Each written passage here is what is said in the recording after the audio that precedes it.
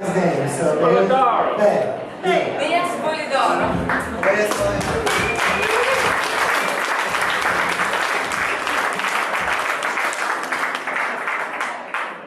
So, I'm going to talk about Bruno Munari, an Italian designer born in Milan in 1907 and died there in 1998. I'll first present his philosophy and then the book of Fantasia about how to manage fantasy and creativity. In this image, for example, he's showing creative ways to use an uncomfortable chairs. Mr. Munari designed products for big Italian companies such as Olivetti or Danese Furniture. He was also an artist. In 1954, he won the Compasso d'Oro, the most important design award in Italy, for one of the first polyurethane foam toys, the monkey ZZ staying on his shoulder. He also wrote a number of books about the design process and art.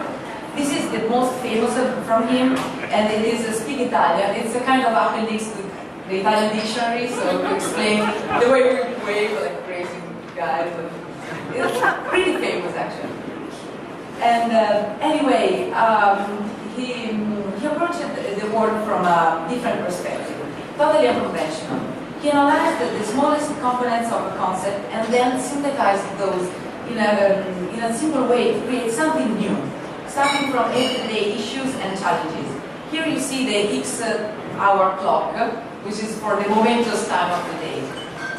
And his first concern was very practical, by the way.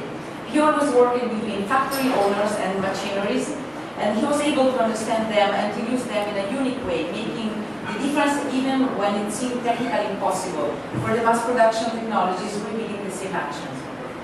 He was more focused on creating values than temporary trends.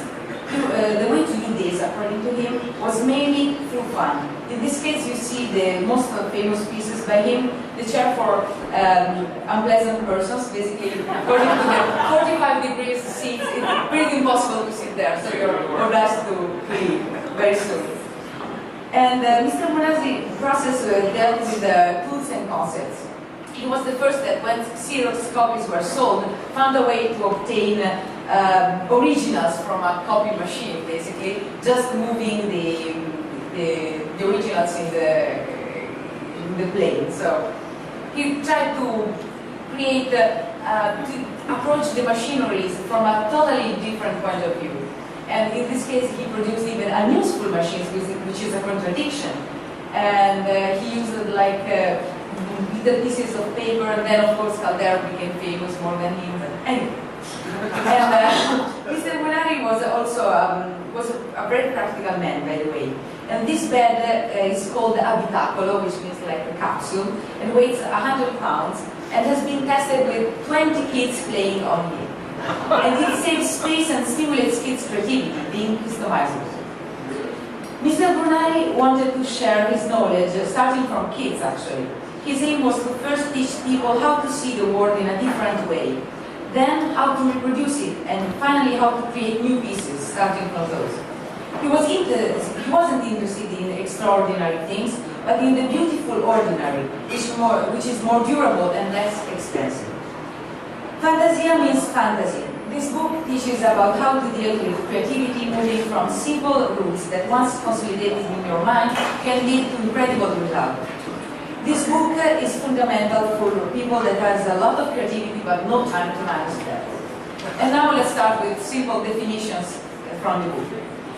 Fantasia is everything that wasn't existing before, even if unfeasible.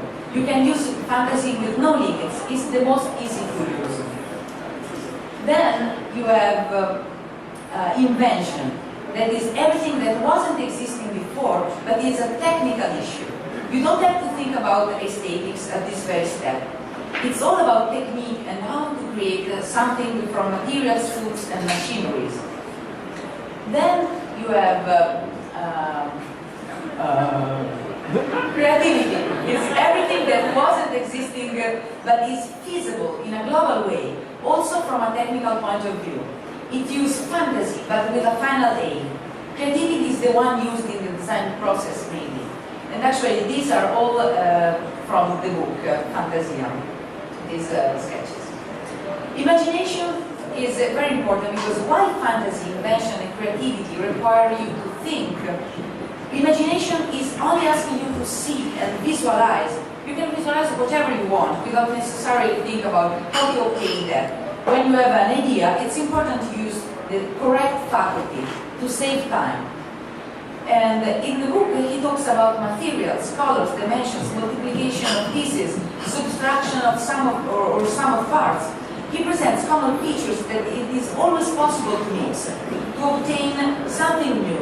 And all the best ideas start from simple things remixed to obtain something new. These are examples of his creativity. Apart from the famous grass, that is my favorite one, I also love the collection of flowers in the salad. That became also a book from him. Playing with vegetables and fruit, he created stamps for children. These are all ideas you can recycle in a rainy day with your kids, actually. Then start simple and then go on. We are surrounded by extraordinary objects, some of them even unuseful, but just appealing. You can find very cool ideas, starting from nothing. In this case, just for fun, he thought about the problem. And basically, the problem was how to send a postscriptum message from when you have to use a bottle and use just a smaller bottle. And the book gives you a lot of hints on how to stimulate creativity. And Munari presents workshops he did for kids, but actually all these workshops he organized are very useful also for adults to make up our minds actually and save time really in the creative process. And now I just leave you with a bunch of contacts. I swear I'm not earning €1 from this, but I just want to share with you the best of Italy. We have the book called Fantasia, edited by La Terza. Actually, I'm sorry, it's only in Italian. Then there is the book Design as Art. You can find that in English. It's from Penguin. And then, actually, I just discovered that there is also an exhibition in London at the Historic Collection by him, a solo exhibition. So you can find a lot of material like, articles or whatever. I learned that the Independent published something by him, so I think this is something important. So.